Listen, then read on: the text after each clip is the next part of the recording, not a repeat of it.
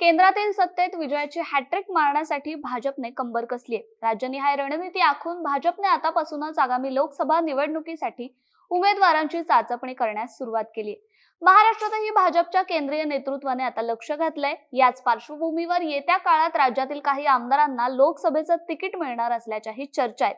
याच लोकसभेच्या रिंगणात उतरवल्या जाणाऱ्या संभाव्य आमदारांच्या यादीत एक नाव विशेष लक्ष वेधी ठरते, ते म्हणजे सध्याचे विधानसभा अध्यक्ष राहुल नार्वेकर यांचं।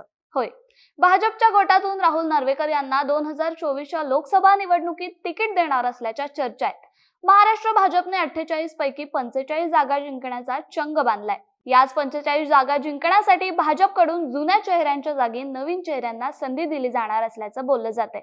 याचाच प्रत्यय म्हणून दक्षिण मुंबई या लोकसभा मतदारसंघासाठी राहुल नार्वेकर यांच्या नावाची चाचपणी होतीये।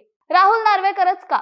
राहुल नार्वेकर विधानसभा अध्यक्ष पदामुळे प्रकाशझोतात आले असले तरी त्यांची राजकीय कारकीर्द तशी मोठी आहे। नार्वेकर यांनी आपला राजकीय प्रवास शिवसेनेतून सुरू केला होता। त्यानंतर 3 वर्ष ते राष्ट्रवादीचे विधान परिषद सदस्य होते। 2019च्या निवडणुकीपूर्वी त्यांनी भाजपमध्ये प्रवेश केला आणि 2019 साली कुलाबा मतदारसंघातून आमदार म्हणून विधानसभेवर निवडून आले। राष्ट्रवादीचे ज्येष्ठ नेते रामराजे निंबाळकर यांचे ते जावई आहेत। राहुल नार्वेकर राजकीय घराण्यातील आहेत। त्यांचे वडील सुरेश नार्वेकर कुलाबा भागातील नगरसेवक होते। भाऊ मकरंद नार्वेकर कुलाब्यातील नगरसेवक आहेत। राहुल नार्वेकर यांचा जन्म दक्षिण मुंबईतील कुलाबा इथेच झाला आणि प्राथमिक शिक्षणानंतर ते तरुण वयातच राजकारणात आले। मुंबईतच राजकीय कारकिर्दीला सुरुवात झाल्याने मुंबईकरांच्या प्रश्नांची नार्वेकरांना जाण आहे। इतकंच नाही तर सर्व पक्षात संबंध असल्याने नार्वेकरांची वाटाघाटी करण्याची लागणारी बाजूही स्ट्रॉंग आहे। सध्या विधानसभा अध्यक्ष असल्याने नार्वेकर हे माध्यमांमध्ये विशेष चर्चेत असतात। त्यामुळे भविष्यात जर नार्वेकरांना उमेदवारी दिली तर जनसामान्यांना परिचयाचा चेहरा असल्याने पक्षाला फार मेहनतही घ्यावी लागणार नाही। नार्वेकर दक्षिण मुंबईतून उतरणार, अरविंद सावंतांना भिडणार। प्रोफेशनली निवडणुकांना कसं सामोरं जायचं याचं उत्तम उदाहरण कोणी घालून दिलं असेल तर ते भाजपने। निवडणूक कोणतीही असो, तयारी मात्र जय्यतच हवी। आगामी लोकसभा निवडणुकीसाठीही मतदारसंघनिहाय चाचपणी भाजपनं सुरुवात केली। या चाचपणीत नार्वेकर यांचं नाव दक्षिण मुंबई मतदारसंघासाठी घेतलं जातंय। मगाशी म्हटल्याप्रमाणे हा मतदारसंघ नार्वेकरांचं जन्म ठिकाणच आहे। त्यांची राजकीय कारकीर्द ही याच भागातून सुरू झाली आहे। त्यामुळे याच मतदारसंघातून नार्वेकरांना उतरवलं जाणार असल्याचं बोललं जातंय। नार्वेकर जर भाजपकडून या मतदारसंघात उतरणार असतील तर त्यांचा सामना शिवसेना ठाकरे गटाचे खासदार अरविंद सावंत यांच्याशी होऊ शकतो।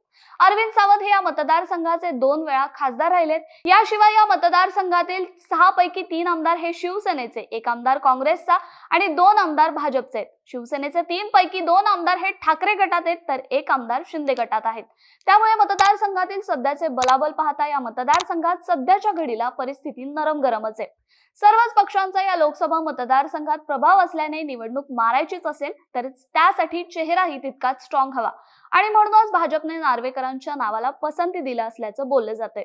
काय असतील राहुल नार्वेकरांच्या समोरील आव्हानं? बदलत्या राजकीय समीकरणांना प्रतिसाद देणारा मतदारसंघ। भाजपकडून राहुल नार्वेकरांचं नाव फायनल झालं असं आपण गृहीत धरलं तर त्यांच्या समोर काही मोठी आव्हानंही असणार आहेत। मगाशी म्हटल्याप्रमाणे या मतदारसंघात सर्वपक्षीय प्रभाव असल्याने मतांची जुळवाजुळव करण्यात नार्वेकरांचीच म्हणजे भाजपची कसोटी लागू शकते। मतदारसंघाचा इतिहास पाहिला तर या मतदारसंघात 1977 पासून 2019 पर्यंत काँग्रेसने 6 वेळा विजय मिळवलाय तर शिवसेना आणि भाजपने प्रत्येकी 2 वेळा आणि भारतीय लोक दलाने 2 वेळा विजय मिळवलाय। त्यामुळे बदलत्या राजकीय समीकरणांना मतदानातून प्रतिसाद देणारा हा मतदारसंघ असल्याने कोणत्याही पक्षाच्या उमेदवारीसाठी ही मोठी कसोटीच असणार आहे। शिवसेना विरुद्ध शिवसेना संघर्षाची झळ। दुसरीकडे शिवसेना फुटीचा परिणामही या मतदारसंघावर आहे। भाजप आणि शिंदेची शिवसेना येत्या निवडणुकीत एकत्र निवडणुकीला सामोरं जाणार आहे। असं असलं तरी या मतदारसंघाचे सध्याचे खासदार अरविंद सावंत हे ठाकरे गटात आहेत तर या लोकसभा मतदारसंघात येणारा वरळी विधानसभा मतदारसंघ हा खुद्द ठाकरेंचा घरचा मतदारसंघ आहे। त्यामुळे या मतदारसंघात शिवसेना विरुद्ध शिवसेना हा वेगळाच संघर्ष आहे। या संघर्षाचा परिणामही या निवडणुकीत नक्कीच दिसण्याची शक्यता आहे। अशा वेळी नार्वेकर यांना मित्रपक्षाची साथ मिळण्यापेक्षा त्यांच्या संघर्षाची झळ बसण्याची शक्यता अधिक आहे। त्यामुळे भाजपला या मतदारसंघात मित्राची साथ मिळणं काहीसं कठीणच आहे। सावंत केवळ मोहरा, खरा संघर्ष ठाकरेंशी। दुसरीकडे ठाकरेंसाठी ही निवडणूक आणि विशेष करून या मतदारसंघातील निवडणूक प्रतिष्ठेची आहे। एका बाजूला मुलाचा म्हणजेच आदित्य ठाकरेंचा मतदारसंघ तर दुसऱ्या बाजूला अरविंद सावंत यांच्यासारखा निष्ठावान कार्यकर्ता असल्याने ठाकरेंना ही निवडणूक जिंकणं तितकंच महत्त्वाचं असेल। होम ग्राउंडवर सामना होत असल्याने ठाकरे आपलं सर्वस्व पणाला लावणार हे नक्की. त्यामुळे या मतदारसंघाची जबाबदारी सावंत यांच्या खांद्यावर असली तरी त्याच खांद्यावर बंदूक ठेवून ठाकरे निशाणा लावणार आहेत. दुहेरी संकट. या मतदारसंघात एकीकडे ठाकरे असले तरी दुसरीकडे काँग्रेस फॅक्टरही आहे. काँग्रेस हा भाजप आणि शिवसेनेचा या मतदारसंघातील पारंपरिक विरोधक राहिलाय. इथून मागे भाजप आणि शिवसेना हे एकत्र लढत असल्याने काँग्रेसचे हे आव्हान युतीचा उमेदवार सहज पेलत होता. परंतु यावेळेस चित्र उलट आहे. महाविकास आघाडी असल्याने काँग्रेसची साथ ही ठाकरेंच्या शिवसेनेला असणार आहे. त्यामुळे भाजपला यावेळेस दोन विरोधकांचा सामना एकट्यालाच करावा लागणार आहे.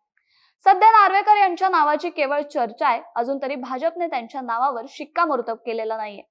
परंतु भाजपच्या गोटातून समोर आलेलं हे नाव जर फायनल झालं तर येत्या लोकसभा निवडणुकीत दक्षिण मुंबईत राजकीय वातावरण तापणार हे नक्की. याबद्दल तुम्हाला काय वाटतं? नार्वेकर खरंच दक्षिण मुंबईसाठी योग्य उमेदवार ठरतील का? हे आम्हाला कमेंट करून नक्की सांगा. सरकारनामाला लाईक, शेअर आणि सबस्क्राईब करायला विसरू नका. राजकारणातील प्रत्येक अचूक बातमीचे सर्वात आधी अपडेट्स मिळवण्यासाठी सरकारनामाच्या सर्व सोशल मीडिया प्लॅटफॉर्मला लाईक, फॉलो आणि सबस्क्राईब करा. तसंच सर्व नोटिफिकेशनसाठी बेल आयकॉन प्रेस करायला विसरू नका.